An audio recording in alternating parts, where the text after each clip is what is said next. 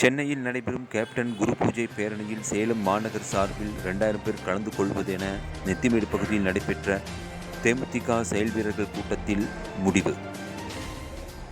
தேசிய முற்போக்கு திராவிட கழகத்தின் நிறுவன தலைவர் கேப்டன் விஜயகாந்த் அவர்களின் ஆசியுடன் மறைந்த தேமுதிக தலைவர் கேப்டன் விஜயகாந்த் அவர்களின் குரு பூஜை முதலாம் ஆண்டு வரும் 28ஆம் தேதி நடைபெறுகிறது. அந்த தினத்தில் அமைதி பேரணியில் பங்கேற்பது குறித்து கழக பொதுச் செயலாளர் பிரேமலதா விஜயகாந்த் அறிவுறுத்தியிருந்தார். அதன் அடிப்படையில் தமிழகம் முழுவதும் தேமுதிக செயல் வீரர்கள் ஆலோசனை கூட்டம் நடைபெற்று வருகிறது. அதன் ஒரு பகுதியாக சேலம் மாநகர் மாவட்டம் சார்பில் நெத்திமேடு தனியார் திருமண மண்டபத்தில் செயல் வீரர்கள் கூட்டம் இன்று நடைபெற்றது. கொண்டலாம்பட்டி பகுதி செயலாளர் செந்தில் தலைமையில் நடைபெற்ற இந்த கூட்டத்தில் சிறப்பு அழைப்பாளராக கழக கொள்கை பரப்பு செயலாளர் அழகாபுரம் மோகன்ராஜ், மாநகர் மாவட்ட செயலாளர் ராதாகிருஷ்ணன் ஆகியோர் கலந்து கொண்டு பேசினர். இந்த ஆலோசனை கூட்டத்தின் கேப்டன் முதலாம் ஆண்டு குரு பூஜை தினத்தை எவ்வாறு கொண்டாடுவது என்பது குறித்தும், கட்சி வளர்ச்சிப் பணி குறித்தும், பூத் கமிட்டி அமைப்பது குறித்தும் உள்ளிட்ட பல்வேறு ஆலோசனைகள் நடைபெற்றன. பின்னர் இது குறித்து கழக கொள்கை பரப்பு செயலாளர் அழகாபுரம் மோகன்ராஜ் பேசும்போது, கேப்டன் விஜயகாந்த் அவர்கள் மறையவில்லை. தமிழகத்தில் உள்ள ஒவ்வொரு தொண்டனின் மனதிலும் வாழ்ந்து கொண்டிருக்கிறார். ஒவ்வொருவரும் கேப்டனாக இங்கு வாழ்ந்து கொண்டிருக்கிறோம். கேப்டன் அவர்களின் குரு பூஜை முதலாம் ஆண்டு நினைவு தினத்தில் நாம் அனைவரும் சென்னைக்கு சென்று அமைதி பேரணியில் கலந்து கொள்ள வேண்டும் எனவும், கேப்டனின் எண்ணத்தை நிறைவேற்றும் வகையில் வருகின்ற 2026 கேப்டனின் ஆண்டாக அமைய வேண்டும் எனவும், கட்சி ஆரம்பித்ததே மக்களின் நலனுக்காகவே, எனவே தேமுதிக மக்களின் கட்சி என தெரிவித்தார்.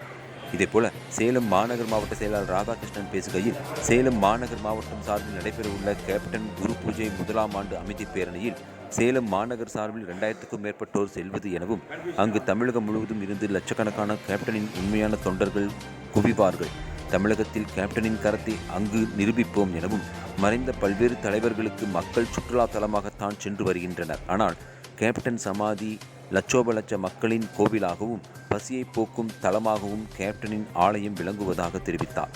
சேலம் மாநகர் சார்பாக செல்லும் மக்களின் கூட்டத்தை கண்டு தமிழகத்தில் கேப்டனுக்கு என்றும் தனி இடம் சேலம் மாநகர் மட்டுமே என நிரூபிக்க வேண்டும் என கேட்டுக்கொண்டார்.